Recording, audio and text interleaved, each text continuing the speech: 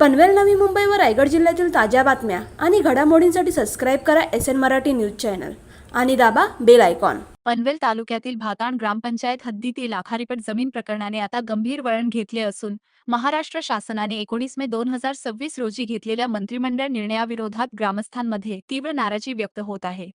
मौजे भाताण येथील सुमारे 15 एकर आखारीपट जमीन रितनन बलवेद एज्युकेशन फाउंडेशन ॲमिटी विद्यापीठ यांना देण्याचा निर्णय हा स्थानिक शेतकरी, भूमिपुत्र आणि ग्रामस्थांच्या भावनांवर घाला असल्याची भावना व्यक्त केली होत असताना आता नवीन धागेदोरे जोडणारा नेमका सूत्रधार कोण?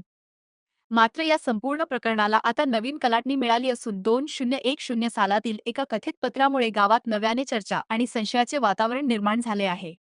15 एकर जमीन कोणते आहेत? सर्वे नंबर मंत्रिमंडळाच्या निर्णयानुसार हस्तांतरित करण्यात येत असलेल्या सुमारे 15 एकर आखारीपट जमिनीमध्ये सर्वे क्रमांक 8/0, 9/2, 10/3, 13/5, 14/0, 167/1, 178/0 आणि 182/4 यांचा समावेश असल्याची माहिती समोर येत आहे। या जमिनी पूर्वीपासून स्थानिक शेतकरी कसत असल्याचा दावा ग्रामस्थांकडून करण्यात येत असून या निर्णयामुळे गावात तीव्र नाराजी निर्माण झाली आहे। 2010 पत्रावरून निर्माण झाले आहेत नवे प्रश्न। या सर्वे क्रमांकांपैकी म्हणजे 167/1, 178/0 आणि 182/4 या 3 सर्वे नंबरांबाबत 10 मे 2010 रोजी ग्रामपंचायतीच्या लेटर हेडवर एक पत्र रितांचन बळवंत एज्युकेशन यांना देण्यात आल्याचा दावा केला जात आहे। या पत्रामध्ये शासनाची आवश्यक परवानगी मिळाल्यास जागा उपलब्ध करून देण्यासाठी ग्रामपंचायत सहकार्य करेल असा आशय असल्याचे सांगितले जात आहे। ते पत्र लवकरच आपल्या निदर्शनात येईल। मात्र या पत्रावर आवक-जावक क्रमांक नसल्याचा आरोप होत असून शासकीय दप्तरी त्याची कोणतीही अधिकृत नोंद नसल्याची चर्चा गावात सुरू आहे।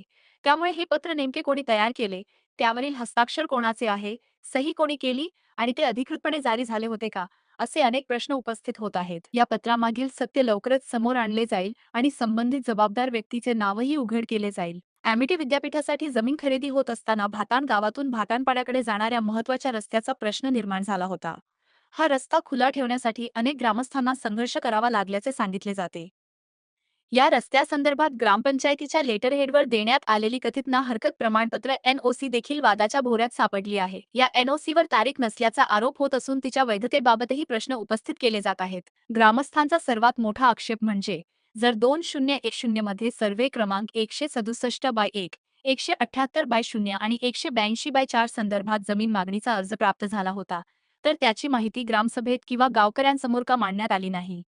ग्रामस्थांच्या मते त्यावेळी योग्य माहिती आणि चर्चा झाली असती तर आजचा संघर्ष टाळता आला असता। गावाच्या सामूहिक हिताशी संबंधित निर्णय गुप्तपणे हाताळल्याचा आरोप काही नागरिकांकडून केला जात आहे।